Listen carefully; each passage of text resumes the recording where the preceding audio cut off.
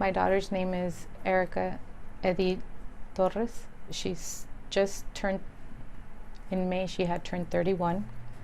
She's very vibrant, very bubbly. She loves to go out, and she has a bunch of friends and very social, very happy person.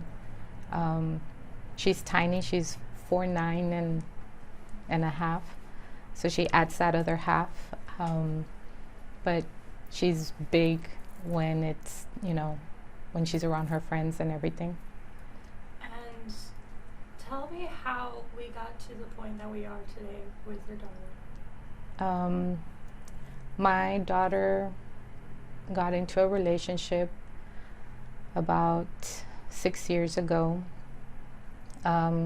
She got into a relationship with a previous acquaintance that she knew from high school. Hadn't seen him in a while, and she started talking to him, and then they started going out. It was a long distance relationship, and I didn't know much about him. Then next thing I know is she tells me that she's going to be moving because he lives in Dallas so that he can be closer to his son, and that she's going to be moving up there with him, and she just had found out that she's having a baby. So now they're having a baby and she's moving.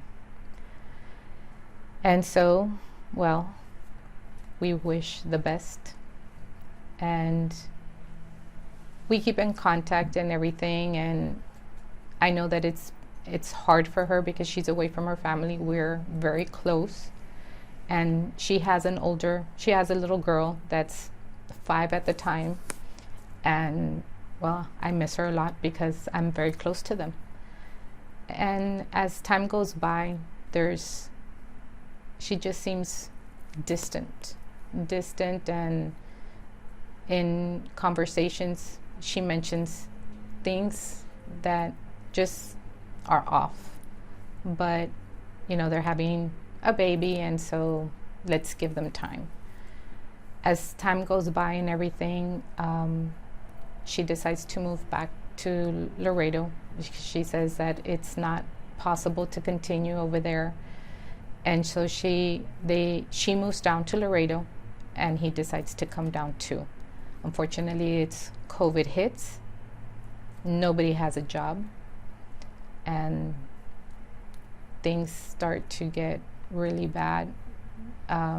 His drinking starts to get really bad, and once COVID finishes, she's able to get a job, and they're trying, but he can't find any work in Laredo, so they decide to move to San Antonio.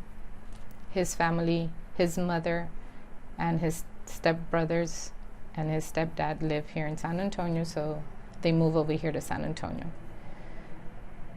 Things are going good for a while, but then I start getting phone calls from her, and she starts mentioning things that he does, the way he acts with her, very possessive, very jealous, very controlling. And I mentioned to her, can you hear what you're telling me? Do you, it doesn't sound good, and as a mother, you can only say so much, because then you don't want them, if you go too far, then they're not going to tell you anything anymore. So you want to watch what you're going to say, because you want to know that you're there to be supportive, and you're there to listen to them, and so that they can still feel that they can talk to you. Time continues, and apparently things just start getting really bad. She decides to leave, and she leaves. She goes down to Laredo. She's there for a while, a couple of weeks, before he heads down and starts looking for her again and telling her that things are going to be different and everything, and she decides to come back. A couple of months later, trying to, everything being nice, he next thing we know, oh, they're going to get married. To cover, I guess, whatever is missing, they're getting married. And so we're like, okay. And it's at the end of when we're trying to barely get out of COVID and stuff, and things are really slow and stuff. So they just do a small, wedding through the Justice of the Peace and everything, because like I said, it's at the end of what COVID was, and so things were not in full bloom or anything.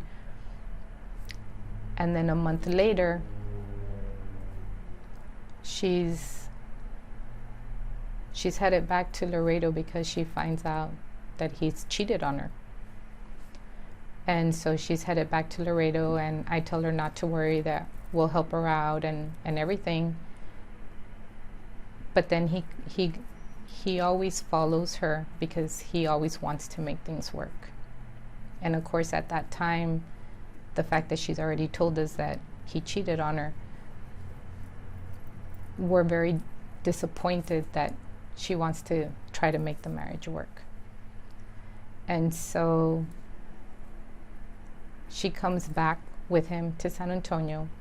We keep some distance because we're angry, and I guess this is where he starts to see that he has the upper hand, because he's so controlling with her and where she's at and what she does. And he always has this thing about, like, that we're talking about him. And so it's difficult for her. We keep our distance, like I said, because I don't want to talk to him because of what had happened. And she calls me one day and tells me that she had to call the police because in the middle of the night he was choking her. And she had to call the police and ask them to just remove him from the apartment. She didn't want to press charges. She just was scared because he had choked her. And he didn't, it's like if he didn't know what he was doing. Granted, he had been drinking and she wasn't sure if he was doing any other drugs. So I tell her she has to be really careful because she has these 2 little girls. And after that, things escalate and they just start, it seems like it starts becoming more constant. So she leaves back to Laredo. And he follows her, tells her that he wants to make things work with her and everything. And it's just, that routine that happens when women are in this abusive relationship, the going and the coming and the going and the coming. And it gets to a point to where there's just been so much that has gone on that it gets to a point to where it's a breaking point. And so they split up, and they don't split up amicably. I mean, he doesn't want her to leave, but she knows that she can't stay in the relationship anymore. And so she leaves. They had been separated for a year before all of this happened. Her birthday is on May the 19th. She turned 31. That day, she had gone to go pick up her daughter from him. And every single time she would go and pick up the baby, something always had to transpire. He would always start with something. And he mentioned to her that something about her car being dirty or something, and she tells him not to be saying something, and then he tells her that for her to enjoy the last days of her life. And she's like, why do you always say stuff like that? And she actually called his mom to talk to his mom about what he was saying to her. And I don't know exactly what was said in their conversation, about, and then 12 days later from that day, she gets a call from him that he wants her to pick up their little girl because it was the weekend that he had her, and for her not to be asking questions or anything, that for her just to go and pick him up. And it's my understanding, I get a call from his mom, all frantic, that that Billy has shot Erica, my daughter. And at the moment, I'm trying to understand it because it's not a phone call, and it completely throws you off. What do you mean he shot Erica? Like, why? What happened? And I can't understand what she's saying because I'm sure she's also freaking out. And at the same time, I receive a phone call from my niece, and I hang up that phone call with her to get the other phone call, and my niece is telling me that Billy shot Erica. And I tell her, why? What happened? And she's like, did I just get over there? And I'm like, I didn't know where to go, and at the time I didn't even ask about their daughter, where she was, because it just doesn't register. Like, I'm trying to understand where they're even at, where did all of this transpire. And she hangs up. His mom is calling again, and she's yelling on the phone and telling me that Billy shot Erica, and I'm like, where are they? Because I don't know where I'm supposed to go, and I'm leaving. I was at work and I'm trying to leave, but I don't even know where it is that I'm supposed to be going. I'm just driving to get out. When I'm driving out of the parking lot, that's when I get another phone call from my niece telling me that he shot her, and that she doesn't know where or what, she doesn't know if she's alive or not, but that they're taking her to Laredo Medical Center. I'm driving over there. From my understanding and what I'm driving over there, I need to call her dad to tell him what happened, and let him know. And he's also asking me the same thing, that how or what. I don't have the information. As soon as I get to the hospital, that's when we're waiting so that they can let us in, because they won't let us into the back part of the emergency room.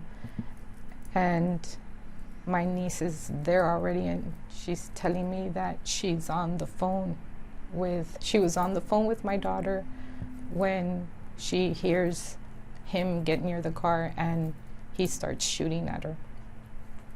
And it's my understanding that he called her and told her to go and pick up their daughter, not to ask any questions or anything. And then when my daughter got there, he just started shooting at her. He unloaded a 9mm of 14 rounds, and she received 5. And my granddaughter was watching when he did this.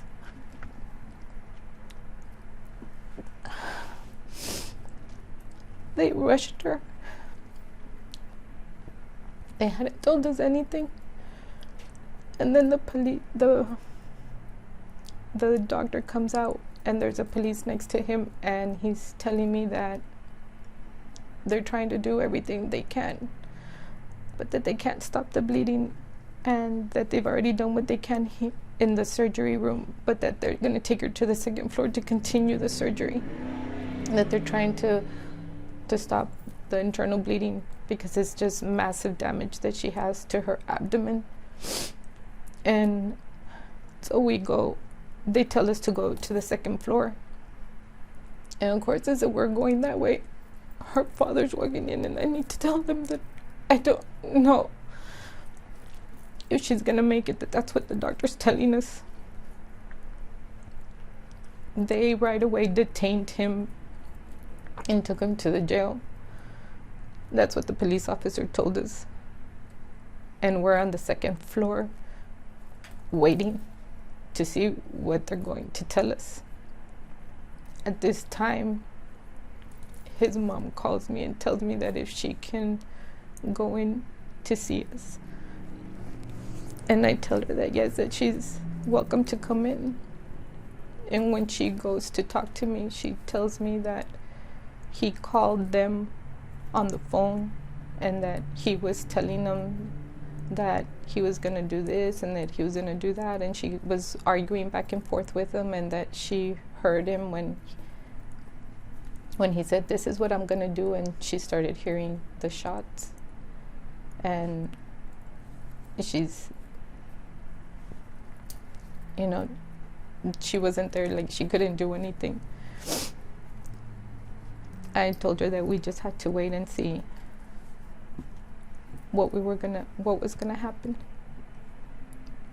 They came out of the surgery and they told us that they were having a really hard time stopping the bleeding, that was their biggest concern, because it was just massive damage that she had to her abdomen, and that they were gonna have to wait. They couldn't continue anymore because they had to give her body some time from all of the bleeding that she had and all of the swelling and everything, but that they couldn't tell us if she would make it through the night.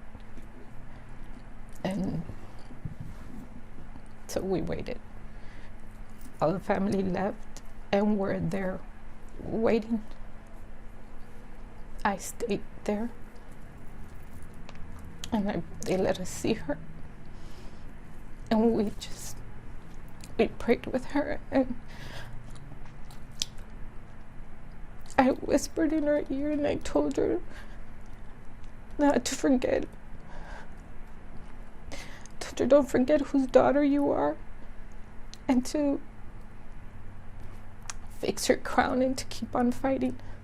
That we were there with her, and that she had her girls and that they were waiting for her, that she had to fight for them too. And then we stepped away and we waited and we prayed. We prayed for a miracle that she would make it through the night. And I asked God to not take her away from me. And she made it through the night. She made it through the night, and the doctors told us in the morning they were taking her in again for surgery because she was bleeding out. And they took her again into surgery. And as soon as they were able to stabilize her, they moved her, they air flew her over here to University Hospital here in San Antonio. And then she started going through just surgery in and out every single day, surgeries and surgery every day to try to fix all of the damage that she had been done to her abdomen. It's just what he did to her wasn't right. It wasn't fair. She didn't deserve for him to do that to her.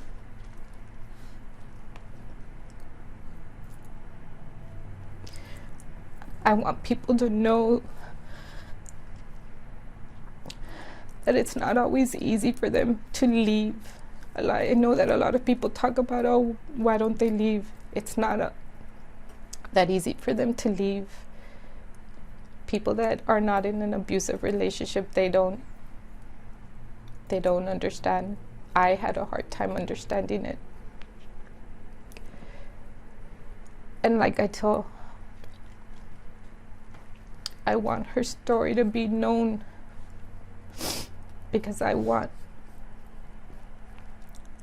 it to be fair. I want her to have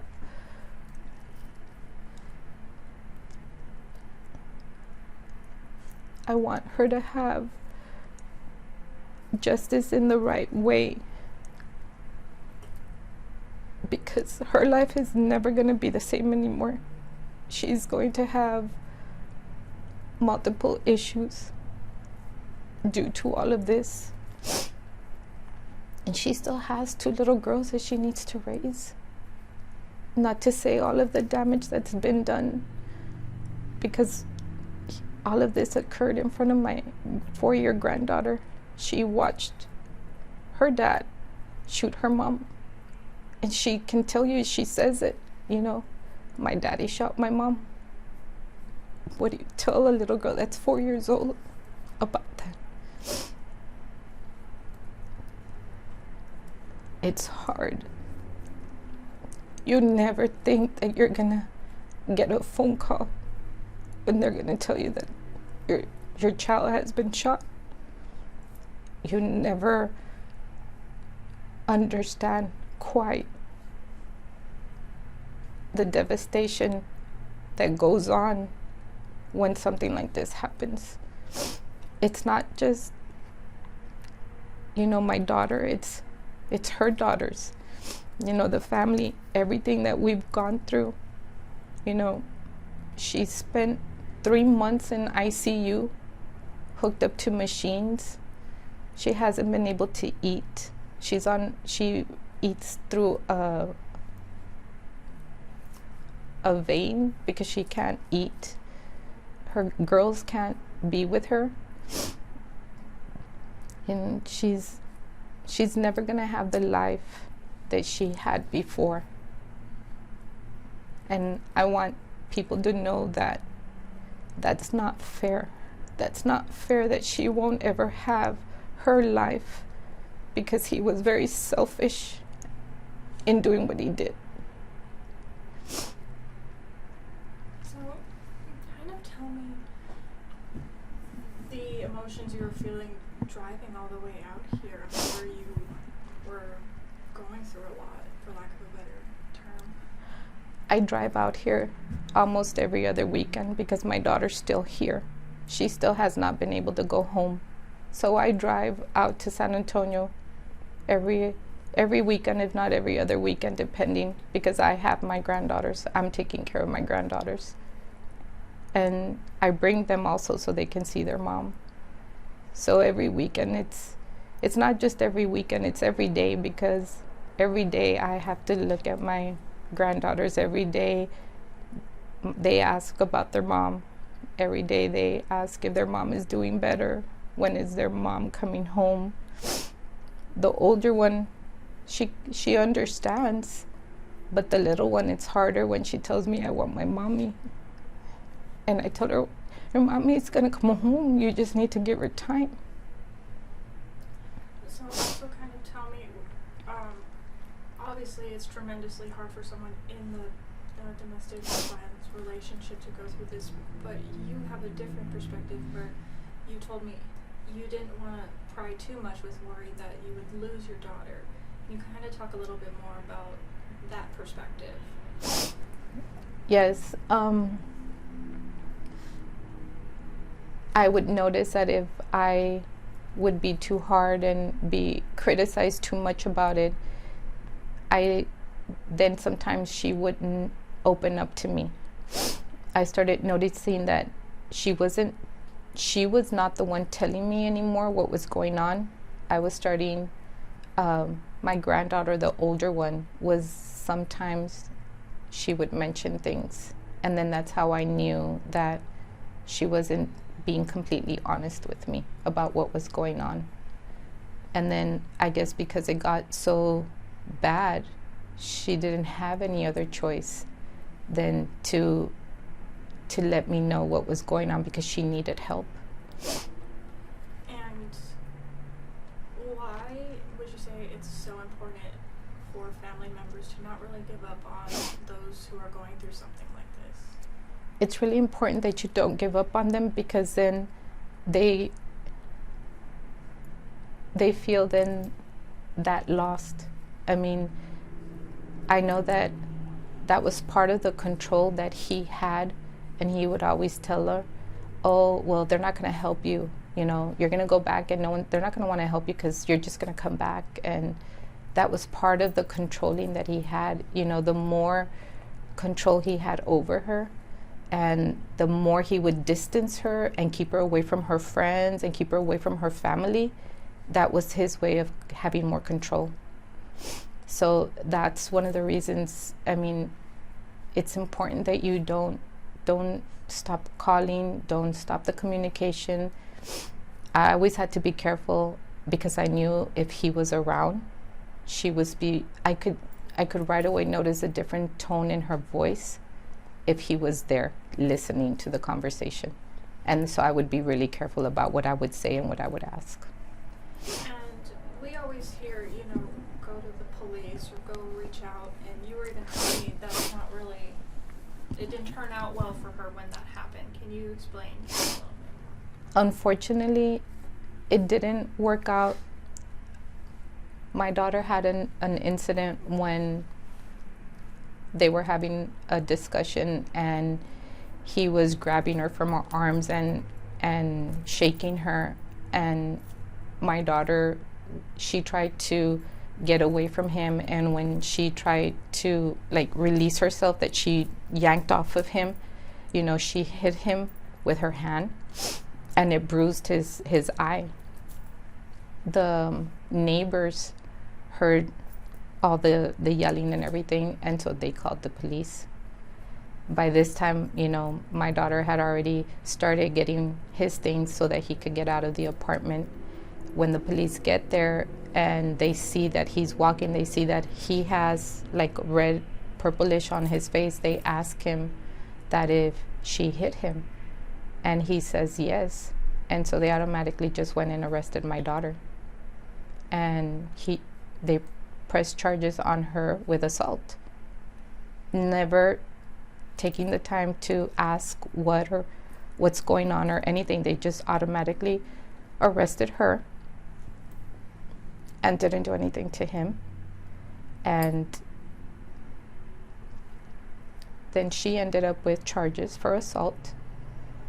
They gave her they assigned a public defender to her, which never did anything for her. During that time, because she was charged with assault, the law states that you need to stay away 30 days, because they do a protective order for 30 days against the person who did the assault. So my daughter left, and in those 30 days that she was gone, the police ended up having him removed from the apartment because he had barricaded himself in the room with the mattresses, because he was, I guess, hallucinating that people were after him, and they had to remove him and take him in, and he was detained for 72 hours because of that. And then after that, it was my understanding that he was sent to a rehab where they diagnosed him with anxiety, bipolar, and paranoid schizophrenia. And then when he was released, that's when I say that he went down to Laredo to look for my daughter. And my daughter would tell the public defender, well, all of this is transpiring, you all haven't investigated, I didn't, the charges that are on me, it wasn't because I deliberately hit him, it was in between, trying to get him to let go of me. And they never helped her. The public defender just kept on telling her to go ahead and just plead guilty, and due to those charges, she couldn't get a job. So then he goes down to Laredo looking for her and promising that things are going to be better and everything. And she's in a hole basically, because she's living at her dad's house in a one-bedroom apartment. In a one-bedroom with her girls, because she can't get a job, and how is she supposed to do things? So that's the part where people sometimes don't realize that, when somebody has to leave their home, she left with nothing, because they didn't let her take out anything. She couldn't go back to get the things for her girls or anything, so she left with nothing. And that's what sometimes people don't understand. Women that are in situations like this, or girls that are in situations like this, they leave their home, or their apartment, or wherever it was is home for them and their kids, and where they move to sometimes is not the best thing. So when they come back and tell you, oh, that they're going to be better and that things are going to change, sometimes that looks better than to be in a room with your kids and struggling.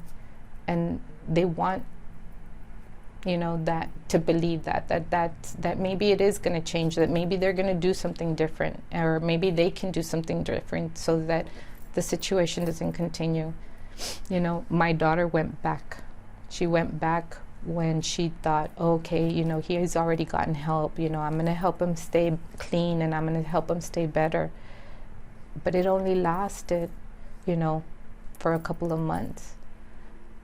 And I had already mentioned it to her, and I had told her, he has a drinking problem, and if he has a drug problem, and now he's on medication for this bipolar and paranoid schizophrenia, if he mixes this, it's going to be a big blow up. And she wants to believe it's not gonna. No, it's not. I'm gonna make sure things stay good, and they don't. They didn't stay good. And that's where I say that, the police doesn't always get it right the first time. So, the next few months, years maybe, I don't know what your daughter's recovery is gonna look like, but what's the journey gonna be? Is she trying to get home? Does she have to stay here in San Antonio until she's better? Right now, she's at a rehab center because she can't go home yet. My daughter's situation is going to be a long-term recovery where she's basically open from her abdomen right now. And part of the damage that was done was they had to remove 50% of her colon intestine. They removed 50% of her large intestine, and they removed about 65% of her small intestine. Right now, the doctors don't know how much of her small intestine is going to be absorbing the nutrition that we need to sustain our body. So she can't eat. She's been on a TPN for the past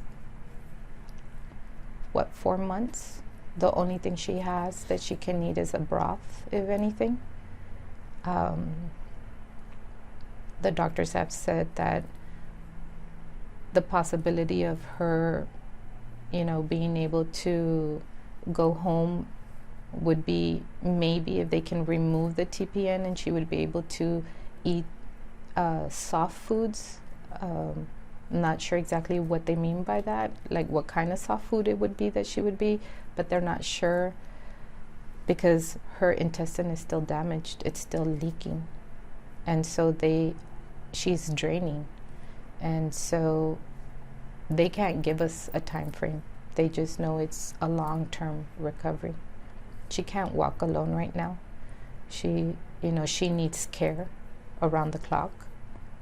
And so her life right now is, we don't know if she'll ever gonna go back to the life she had before. Like I said, just to be able to take care of her daughters, and that's one of the things that is very, very unfair. And how do you all as a family stay so strong, or try to stay strong for just not only your daughter, but for your granddaughters as well? We stay strong because we have to continue. We have to move forward. We have to show them that they need to be strong. My granddaughters have to see that their mom is strong. They need to see that they need to move forward. They need to learn. This is part of, advocating for her and her girls, because in the long run, this is going to be for them to understand and to know that for them to never give a man the opportunity to ever mistreat them in any way, if it's either, because they talk wrong to them or because they belittle them or in any way, to them, never give them that inch. Is there anything else that you wish to say that we may not have touched on? I think that it being the month of domestic violence awareness, I think it is really important to touch bases and to really look at all of the women or men that have been in the situation, and how many have we lost that didn't need to be lost. I really think that if things would have been handled a little bit different by the law perspective, I don't think that maybe things could have been a little bit different with my daughter.